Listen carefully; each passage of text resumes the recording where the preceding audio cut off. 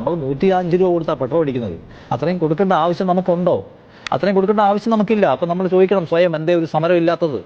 നമ്മുടെ buying capacity എന്ന് സാധനം വാങ്ങൽ ശേഷി മറ്റ് പല സംസ്ഥാനങ്ങളെയും രാജ്യങ്ങളെ അപേക്ഷിച്ച് നമുക്ക് തീരെ കുറവാണ്. ആലോചിച്ച് നോക്കണം. അപ്പം നമ്മൾ ആലോചിക്കണം എന്തേ സമരം എന്ന് പറയുന്ന സംഗതി ഇല്ലാത്തത്. വിലക്കയറ്റം എന്ന് പറയുന്നത് എവിടെയാണ് നിൽക്കുന്നത്? വെളിച്ചെണ്ണ വില എത്രയാണ്? അമൃത അത് മാത്രമല്ല ഇതാണ്. എന്തേ സമരം ഇല്ലാത്ത ആലോചിക്കുന്ന കാര്യമാണ്. മനുഷ്യന്റെ സകല ജീവിത മേഖലകളെയും ഈ സർക്കാർ എടുത്ത് തകിടം മറിച്ച് വെച്ചിരിക്കുകയാണ്. വലിയ ഒരു കോസിനെ ഏറ്റെടുത്തുകൊണ്ട് തൊഴിലാളികൾ സമരരംഗത്തേക്ക് വരികയാണ്. അതിനെ പിന്തുണയ്ക്കാൻ ഈ രാജ്യത്തെ മുഴുവൻ പേർക്കും ബാധ്യതയുണ്ട്. അപ്പോൾ അതിൽ മിഡിൽ ക്ലാസ്സിന്, പ്രത്യേകിച്ച് കേരളത്തിലെ എത്തിയും മിഡിൽ ക്ലാസ്സിന് പ്രശ്നമുണ്ട്. തൊഴിലാളികളുടെ സമരം എന്ന് കേൾക്കുമ്പോൾ സ്തംഭിപ്പിക്കാൻ ഇറങ്ങിയിരിക്കുകയാണ്. മനുഷ്യർക്ക് അവിടെ ജീവിക്കേണ്ടത്. മാധ്യമങ്ങളിൽ ബഹുഭൂരിപക്ഷം അതിനെ സമീപിക്കാൻ പോകുന്നതായിരിക്കും. പൊതുവെ തൊഴിലാളി സമരം കേൾക്കുമ്പോൾ ആൾക്കാരുടെ മനസ്സിൽ വരുന്നത് CIQ-കാർ, കമ്മ്യൂണിസ്റ്റുകാർ, തൊഴിൽ മുടക്കികൾ, സ്ഥാപനം പൂട്ടിക്കുന്ന ആൾക്കാർ, അവന്മാർ ദ്രോഹം കാണിക്കുന്ന ആൾക്കാർ, വഴിയിൽ വണ്ടി തടഞ്ഞിട്ട് കാറ്റ് കൂടുന്ന ആൾക്കാർ എന്നൊക്കെ കാണുന്നുള്ളൂ.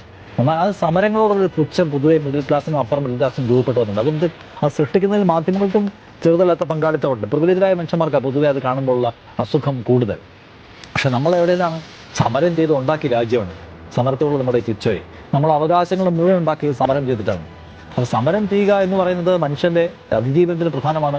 ഈ ഭരണകൂടം ചെയ്തുകൊണ്ടിരിക്കുന്നത് എന്താണെന്ന് ശരിയായി നിങ്ങൾ പരിശോധിക്കാനും പഠിക്കാനും ശ്രമിച്ചാൽ എന്തേ സമരങ്ങളില്ലാത്തതെന്ന് നമ്മൾ അത്ഭുതപ്പെടും.